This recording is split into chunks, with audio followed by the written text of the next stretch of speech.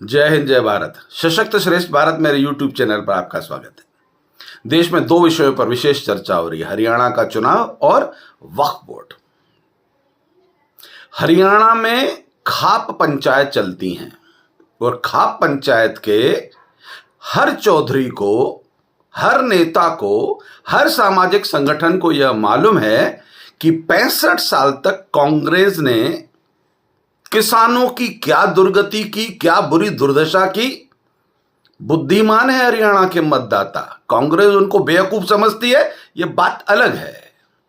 जिस हरियाणा के 3 लाल हुआ करते थे, बंसीलाल, भजनलाल और देवीलाल, और कांग्रेस ने उस हरियाणा को 3 दलाल दे दिए, कुमारी शैलजा, भूपेंद्र हुड्डा और रणदीप सुरजेवाला।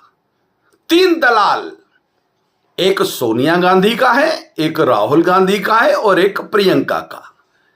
इन तीनों गांधियों का पेट पालने का काम हरियाणा के ये कांग्रेस के 3 दलाल करने के लिए राजनीति में सक्रिय हैं।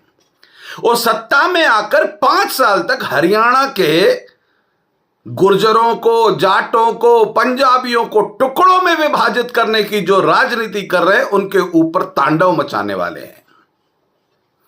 यह हर हरियाणा का जाट भी जानता है, पंजाबी भी जानता है, गुर्जर भी जानता है, अहिरवार भी जानता है।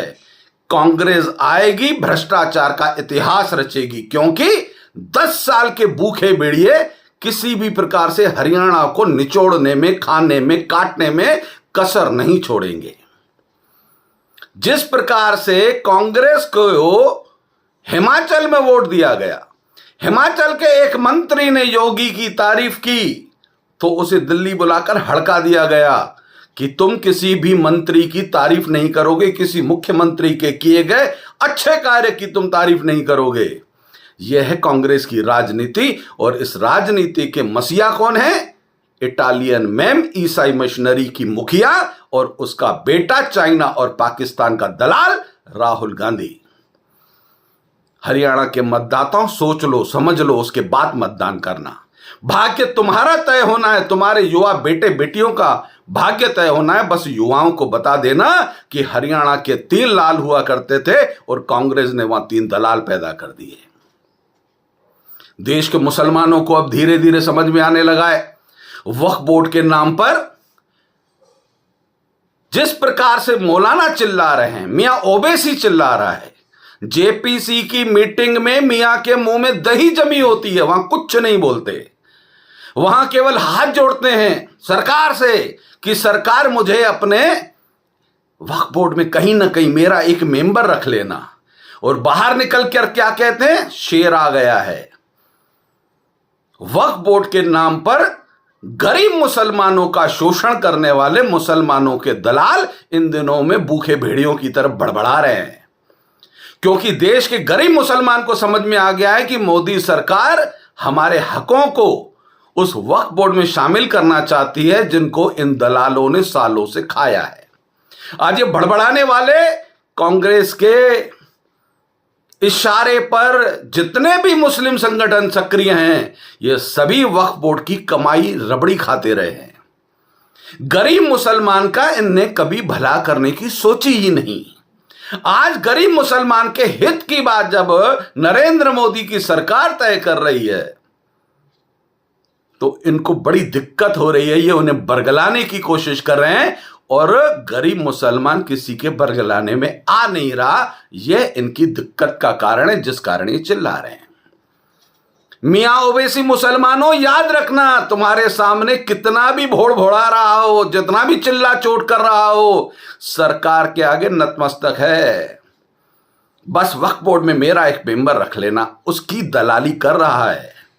तुम लोगों को यह भ्रम है कि मुस्लिम नेता तुम्हारे हैं। जितने भी इस देश के मुसलमान नेता हैं वो केवल अपने परिवार के नेता हैं। कांग्रेस के एजेंट के रूप में मुसलमानों को डराने की राजनीति अगर किसी ने की है तो तुम्हारे मुसलमान नेताओं ने की है। उन मौलवियों से, उस मौलानाओं से सावधान रहना, सचेत रहना।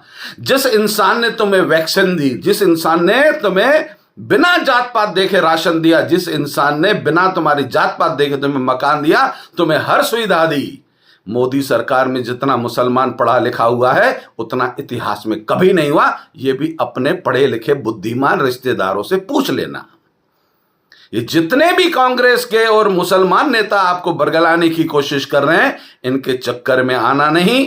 वक्फ बोर्ड जो है वो बिल में आपका कोई अधिकार नहीं छीना जा रहा है, उसमें संशोधन किया जा रहा है। इनकी भ्रष्टाचार की दुकानों पे ताले लगाए जा रहे हैं। जब वो ताले लगेंगे तभी तुम्हें हक अधिकार मिलेगा।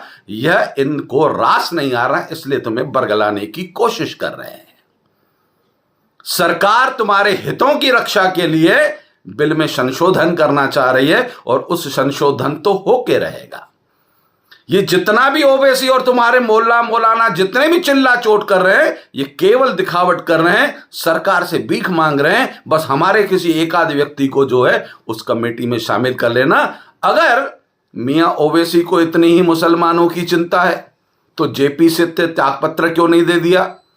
बोल दे तो सरकार को कि मैं उस कमेटी का मेंबर नहीं बनना चाहता, मैं उसमें नहीं जाना चाहता, मुसलमानों के साथ अन्याय हो रहा है।